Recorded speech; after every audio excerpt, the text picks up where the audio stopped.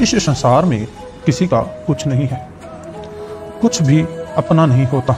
इसलिए हैरानी होती है कि घमंड क्यों है, किस बात का है।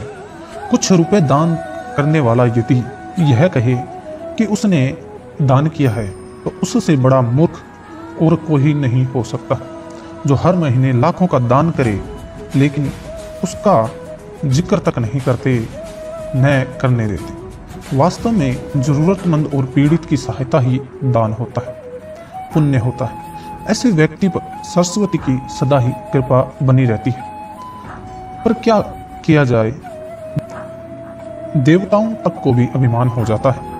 उनके अभिमान को दूर करने के लिए परमात्मा को ही कोई न कोई उपाय करना पड़ता है। गरुड़ और सुदर्शन चक्र तथा सत्यभामा को भी अभिमान हो गया था और भगवान श्री कृष्ण ने उनके अभिमान को दूर करने के लिए श्री हनुमान जी की सहायता ली थी। श्री कृष्ण ने अपनी पत्नी सत्यभामा को स्वर्ग से पारिजात लाकर दिया था और वह इसलिए अपने आप को श्री कृष्ण की अत्यंत प्रिय और अति सुंदर मानने लगी थी। सुदर्शन चक्र को यह अभिमान हो गया था कि उसने इंद्र के वज्र को निष्क्रिय किया था। वह लोकालोक के अंधकार को दूर कर सकता है। भगवान श्री कृष्ण अनंत उसकी ही सहायता लेते हैं। गरुड़ भगवान कृष्ण का वाहन था। वह समझता था कि भगवान मेरे बिना कहीं नहीं जा सकते, इसलिए कि मेरी गति का कोई मुकाबला नहीं कर सकता। भगवान अपने भक्तों का सदा ही कल्याण करते हैं, इसलिए उन्होंने हनुमान जी का स्मरण किया। तत्काल हनुमान जी द्वारिका आ गए। जान गए कि श्री कृष्ण ने क्यों बुलाया है। श्री कृष्ण और श्री राम दोनों एक ही है। वह यह भी जानते थे, इसलिए सीधे राज दरबार में नहीं गए, कुछ कौतुक करने के लिए उद्यान में चले गए। वृक्ष पर लगे फल तोड़ने लगे, कुछ खाए कुछ फेंके, वृक्षों को उखाड़ फेंका, कुछ को तोड़ डाला, बाग वीरान बना दिया। फल तोड़ना और फेंक देना हनुमान जी का मकसद नहीं था। वह तो श्री कृष्ण के संकेत को कौतुक कर रहे थे। बात श्री कृष्ण तक पहुंची। किसी वानर ने राजोद्यान को उजाड़ दिया है, किए जाए, कुछ किया जाए। श्री कृष्ण ने गरुड़ को बुलाया, कहा जाओ सेना ले जाओ, उस वानर को पकड़ कर लाओ। गरुड़ ने कहा, प्रभु एक मामूली वानर को पकड़ने के लिए सेना की क्या जरूरत, मैं अकेला ही उसे मजा चखा दूंगा। कृष्ण मन ही मन मुस्कुराए, जैसा तुम चाहो, लेकिन उसे रोको, जाकर विनती गाओ। गरुड़ ने जाकर हनुमान जी को ललकारा, बाग को क्यों उजाड़ रहे हो, फल क्यों तोड़ रहे हो, चलो तुम्हें श्री कृष्ण बुला रहे हैं। हनुमान जी ने कहा, मैं किसी कृष्ण को नहीं जानता, मैं तो श्री राम का सेवक हूँ, जाओ कह दो मैं नहीं आऊँगा। तब गरुड़ क्रोधित होकर बोला, तुम नहीं चलोगे तो मैं तुम्हें पकड़ कर ले जाऊँगा। हनुमान जी ने कोई उत्तर नहीं दिया। गरुड़ की अनदेखी कर वह फल तोड़ते रहे।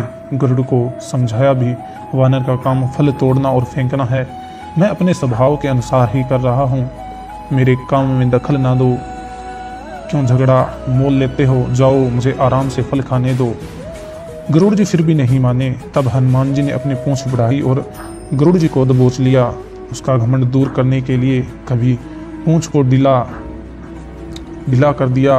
गरुड़ कुछ सांस लेते और जब कसते तो गरुड़ के मानो प्राण ही निकल रहे थे। हनुमान जी ने सोचा, भगवान का वाहन है, प्रहार भी नहीं कर सकता, लेकिन इसे सबक तो सिखाना ही होगा।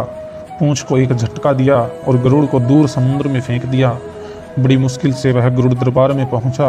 भगवान को बताया, वह कोई साधारण वानर नहीं, मैं उसे पकड़ कर नहीं ला सकता।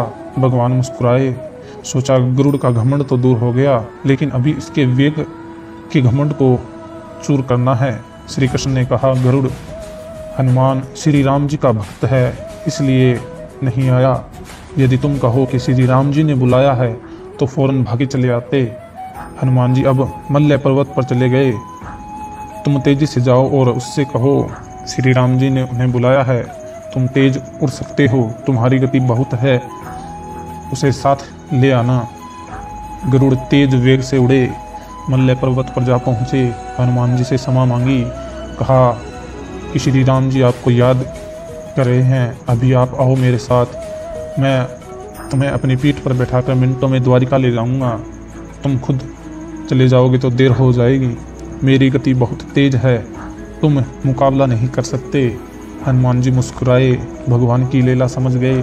कहा, तुम जाओ, मैं तुम्हारे पीछे ही आ रहा हूँ। द्वारिका में श्री कृष्ण राम स्वरूप धारण कर सत्यभामा को सीता बना सिंहासन पर बैठ गए। सुदर्शन चक्र को आदेश दिया कि द्वार पर रहना, कोई बिना आगे अंदर न आए। श्री कृष्ण समझते थे कि श्री राम का संदेश सुनकर तो हनुमान जी एक पल भी नहीं रुक सकते, अभी आते ही होंगे। गरुड़ को तो हनुमान जी ने विदा कर दिया और स्वयं उससे भी तीव्र गति से उड़कर गरुड़ से पहले ही द्वारिका पहुंच गए। दरबार के द्वार पर सुदर्शन ने उन्हें रोका। कहा, बिना आगे अंदर नहीं जा सकते।